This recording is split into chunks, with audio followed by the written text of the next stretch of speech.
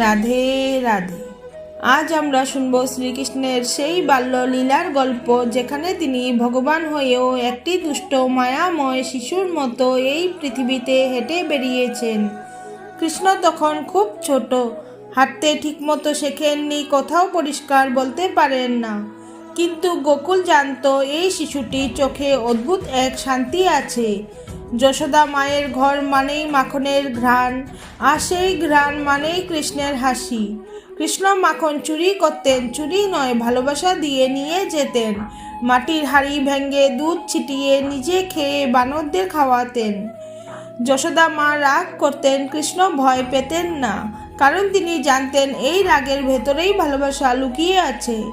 একদিন যশোদা মা কৃষ্ণকে ধরে ফেললেন, দড়ি নিয়ে বাঁধতে গেলেন, কিন্তু যত দড়ি আনেন দুটি আঙ্গুল কম পড়ে যায়।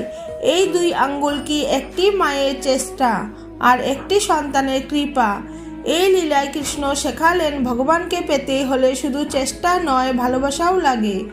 একদিন কৃষ্ণ মাটি খেলেন, মা জিজ্ঞেস করলেন, মাটি খেয়েছিস? কৃষ্ণ মুখ খুললেন, যশোদা মা দেখলেন আকাশ, চাঁদ, সূর্য, সব গ্রহ নক্ষত্র একসাথে সেই মুখের ভেতর। মা ভয় পেলেন, কিন্তু পর মুহূর্তেই ভুলে গেলেন সব, কারণ তিনি মা, ভগবান নয়। সন্তানই তার কাছে বড়। এই লীলায় কৃষ্ণ দেখালেন ভক্তির চেয়েও মাতৃত্ব বড়। পুতনা এলো মায়ের ছদ্মবেশে, বুকে বিষ। কৃষ্ণ তখন শিশু, তবু অন্যায় চিনে নিলেন। তিনি শুধু নিজেকে বাঁচাননি, গোকুলকেও রক্ষা করলেন। কৃষ্ণ কখনো ভয় দেখাননি, কিন্তু ভয় দূর করে দিয়েছেন। কালীয় নাগ যমুনায় বিষ ঢালল, সবাই ভয়ে কাঁপছে। কৃষ্ণ তখন বালক, তবু যমুনায় ঝাঁপ দিলেন, নাচলেন কালীয়র ফণার উপর।